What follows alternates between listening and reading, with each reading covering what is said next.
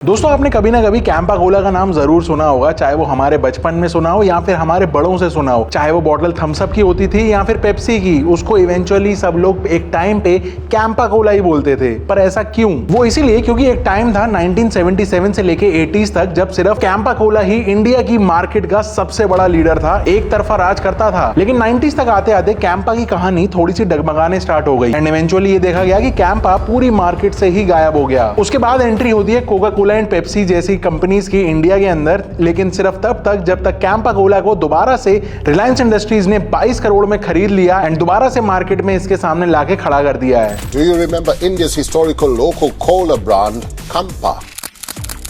Cola wars are back with a bang.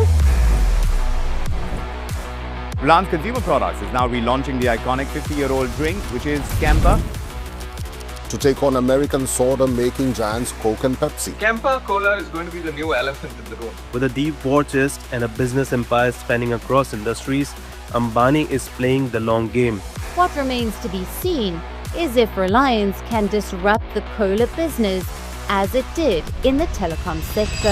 लेकिन अब question ये है कि आज की डेट में क्या दोबारा से ये कंपनी अपना वो वाला जादू दिखा पाएगी? क्योंकि ये एक्चुअल जो कंपनी की रिकग्निशन है वो 30 से 40 साल पहले वाले लोगों को पता तो थी, लेकिन आज के यंगस्टर्स जो सबसे बड़े कंज्यूमर्स हैं आज की बेवरेज ड्रिंक्स या फिर सॉफ्ट ड्रिंक्स के, जिसको हम पेप्सी, थम्स अप, लिम्का इन नामों से जानते हैं, क्या वो कैंपा कोला को दोबारा से एक्सेप्ट करेंगे? इतने सालों से मुंह लगी हुई थम्स अप को छोड़ के एक नया ब्रांड ट्राई करेंगे? कहीं रिलायंस ने कैंपा को लेके गलती तो नहीं कर दी, या फिर रिलायंस अकेले इस कैंपा ब्रांड से बाकी दोनों major giants Pepsi and Coke को पसीने छुड़ा देगी? देखो, अगर इंडिया की बात करें तो इंडिया में सबसे पहले जो सॉफ्ट ड्रिंक्स लेके आए ना वो थे प्योर ड्रिंक्स ग्रुप, एंड यही ग्रुप 1949 में कोका कोला को भी इंडिया में लेके आया। इसकी मैन्युफैक्चरिंग से लेकर डिस्ट्रीब्यूशन तक प्योर ड्रिंक्स ही मैनेज कर रहा था। सब कुछ सही चल रहा था, लेकिन गवर्नमेंट ने फॉरेन एक्सचेंज रेगुलेशन एक्ट यानी फेरा की वजह से कोका कोला को 1977 में वापस घर का रास्ता दिखाना पड़ गया। एंड क्यों? क्योंकि अपनी सीक्रेट रेसिपी नहीं बताना चाहते थे। फिर क्या था, प्योर ड्रिंक्स ग्रुप को अपॉर्चुनिटी दिखी और उसी साल 1977 में ही इन्होंने खुद की ड्रिंक कैंपा कोला निकाल दी और ऐसे एडवर्टाइज किया कि ये अपने देश की ड्रिंक है। इनका स्लोगन भी बड़ा कमाल था, द ग्रेट इंडियन टेस्ट। अगर मार्केटिंग को देखोगे तो भाई दंग रह जाओगे, क्योंकि उस टाइम सारा का सारा बॉलीवुड इनकी कैंपा ड्रिंक को प्रमोट कर रहा था। सलमान खान एंड सोनाली बेंद्रे उस टाइम के टॉप स्टार्स थे एंड उनको हायर किया गया कि भाई आप प्रमोट कीजिए कैंपा कोला। इसके बाद जल्द ही इन्होंने बहुत सारे अलग अलग फ्लेवर्स भी निकाल दिए, जैसे लाइम, ऑरेंज। लेकिन इस साल यानी 1977 में एक और जबरदस्त सॉफ्ट ड्रिंक ब्रांड लॉन्च हुआ था जो कि था थम्स अप। इसके अलावा मार्केट में और भी कुछ ड्रिंक्स थी जैसे डबल सेवन, लेकिन इन सब से कैंपा कोला को कोई फर्क नहीं पड़ा। इन शॉर्ट बताऊं तो कैंपा का धंधा यहां से रॉकेट हो गया था, क्योंकि वो कहते हैं ना,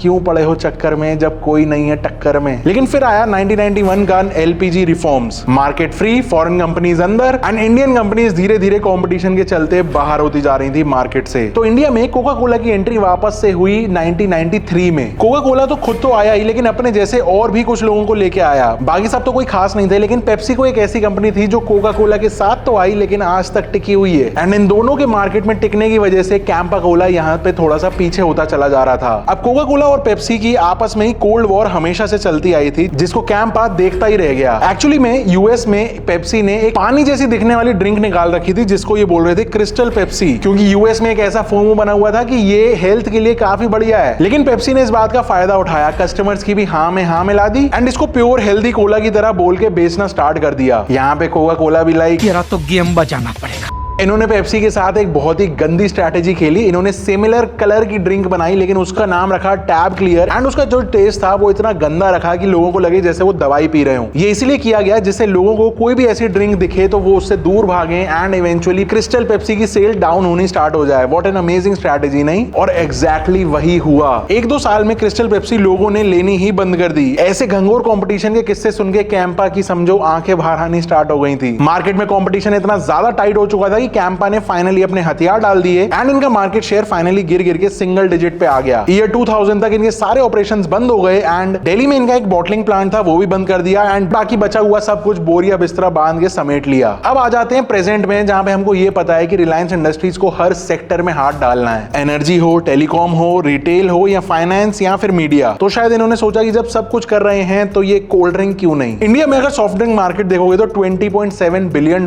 का है एंड 2033 2033 तक ये 32.1 बिलियन तक जा सकता है। एक इंटरेस्टिंग फैक्ट बताऊं, चाइना में अगर आप ईयरली बंदा देखोगे कितनी कोल्ड ड्रिंक पी रहा है तो वो नंबर निकल के आता है 10 लीटर, लेकिन ग्लोबली जब ये नंबर देखा जाता है तो वो निकल के आता है 30 लीटर्स। लेकिन इंटरेस्टिंगली इंडिया के लिए ये नंबर रह जाता है सिर्फ 4 या 5 लीटर। मतलब सॉफ्ट ड्रिंक्स नहीं चल रही तो क्या हार्ड ड्रिंक्स चल रही हैं?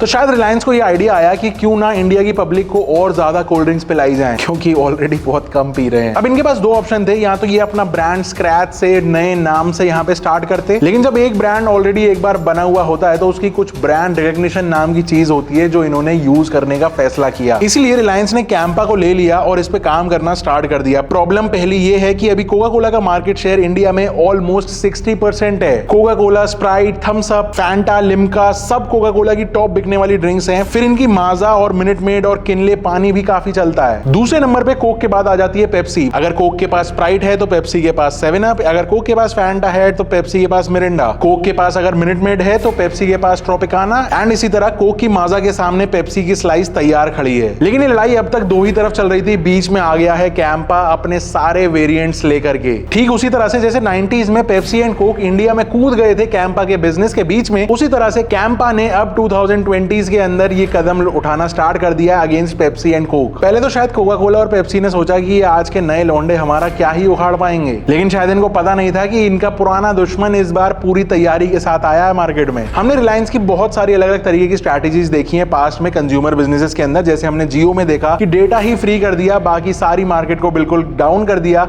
सब लोगों को एडिट कर दिया कि वो डेटा चलाना स्टार्ट कर दें, क्योंकि उसको इतना सस्ता कर दो, इतना सस्ता कर दो कि कोई उसके बिना रह ही ना पाए। And exactly soft drink business में भी इन्होंने इसी तरीके की स्ट्रैटेजी अप्लाई करी। जैसे 250 ml की कोक या फिर पेप्सी छोटी बॉटल जिसको हम बोलते हैं वो 20 रुपए की मार्केट में मिल रही थी, वहीं पे रिलायंस ने कैंपा कोला की 200 ml की बॉटल को कर दिया सीधा 10 रुपए में। ये सुनते ही सीधा पेप्सी एंड कोक हरकत में आ गए, एंड अभी कोक पेप्सी ने होश संभाला भी नहीं था कि कैंपा की 500 ml की बॉटल 20 रुपए में बेचनी स्टार्ट कर दी। अब 2.25 लीटर की अगर आप कोक या पेप्सी लेते हो तो वो आती है 100 रुपए की, लेकिन कैंपा की 2 लीटर की बॉटल सिर्फ 80 रुपए में मिलनी स्टार्ट हो गई। कैंपा ने अपने डिस्ट्रीब्यूटर्स के लिए जो क्रेट डिपॉजिट लगता था 50 से 100 रुपए पेप्सी या कोक का माल रखने के लिए, कैंपा ने ये चार्जेस भी हटा दिए। इनकी ये स्ट्रैटेजीज देख के कोक एंड पेप्सी हरकत में बहुत तेजी से आ गए, क्योंकि उन्होंने पहले तो हमने देखा कि 20 रुपए वाली प्राइसिंग को स्लैश करके 15 रुपए में देना स्टार्ट कर दिया। लेकिन सिर्फ इतने से होना क्या था, पेप्सी ने नो शुगर वर्जन ड्रिंक्स निकाली, ऐसे ही नो शुगर के न्यू वेरिएंट्स कोक ने भी अपने निकाले, like Thums Up X Force, Coke Zero, Sprite Zero, जिनको ये अफोर्डेबल 10 रुपए के अंदर बेचना स्टार्ट कर दिए। अब देखो इस प्राइस वॉर में फायदा तो कंज्यूमर का है, मतलब हमारा फायदा है तो मजे लो, लेकिन कहने वाली बात यह है कि लॉन्ग टर्म में कुछ कहा नहीं जा सकता। मैंने जब कैंपा का थम्स अप वाला वर्जन रिसेंटली ट्राई करा तो मुझे पता चला कि भाई एग्जैक्ट सेम टेस्ट है, उसमें कुछ नहीं। अगर आप बिना बॉटल के दोनों ड्रिंक्स को ट्राई करोगे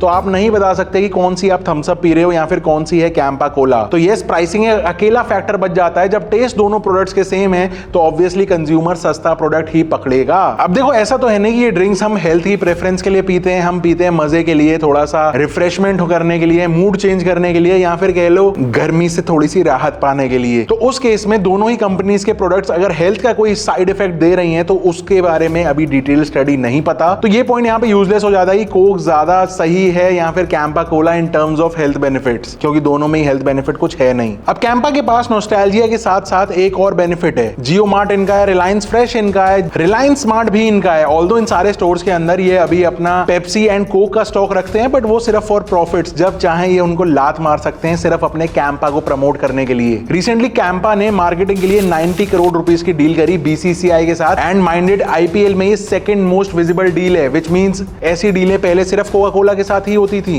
सदर्न स्टेट्स को कैप्चर करने के लिए ये चले गए साउथ के एक्टर्स के पास, उनसे प्रमोशन करवाया, एंड सिर्फ 2 साल से कम में ही इन्होंने कुछ स्टेट्स के अंदर 10% से भी ज्यादा मार्केट शेयर कैप्चर कर लिया। अभी ये 8000 करोड़ की फ्रेश इन्वेस्टमेंट डालने वाले हैं, जिससे कहीं पे ये फीके ना पड़ जाएं, एंड 2027 तक ये लोग चाहते हैं कि कैंपा ड्रिंक्स कंट्री भर में अच्छे से अवेलेबल हो जाएं हर पनवाड़ी पर, जैसे आज कोक या पेप्सी अवेलेबल होती है। अभी टियर 1 एंड टियर 2 सिटीज में काफी हद तक ये ड्रिंक्स को पहुंचा दिया गया है, लेकिन अगर ओवरऑल रूरल इंडिया को देखा जाए, जो सारा गांव वाले एरियाज हैं, वहां पे अभी भी बहुत सारी मार्केट अनटैप्ड है। बट वहां पे एक चैलेंज है, एक्चुअली 2 हैं, गर्म कोल्ड ड्रिंक पीनी जाएगी एंड दूसरा फ्रिज नहीं है। अगर फ्रिज है भी तो उसके चलाने के लिए बिजली नहीं है। आपने देखा होगा जब आप रिटेल स्टोर्स पे जाते हो तो पेप्सी एंड कोक के वहां पे ब्रांडेड फ्रिजेस अवेलेबल होते हैं जिसके अंदर उसी कंपनी का स्टॉक अवेलेबल होता है। कैंपा ने ये चीज स्टार्ट करे हुए बहुत ज्यादा टाइम नहीं हुआ है एंड मुझे लगता है इनको बहुत टाइम लगेगा अभी उस लेवल तक पहुंचने के लिए। एंड करंट पॉलिसी के हिसाब से अगर किसी शॉपकीपर के पास ऑलरेडी कोक या पेप्सी का ब्रांडेड फ्रिज है तो उसके अंदर कैंपा के प्रोडक्ट्स अलाउड नहीं है। आपको क्या लगता है इंडिया की इस कोला वॉर में क्या रिलायंस या फिर इनका कैंपा कोला अपनी जगह बना पाएगा? क्या ये डिसरप्ट कर पाएंगे जैसे इन्होंने टेलीकॉम सेक्टर में किया? आपको जो भी लगता हो नीचे कमेंट करके बताना एंड सारे ही कमेंट्स पढ़ने वाला हूं क्योंकि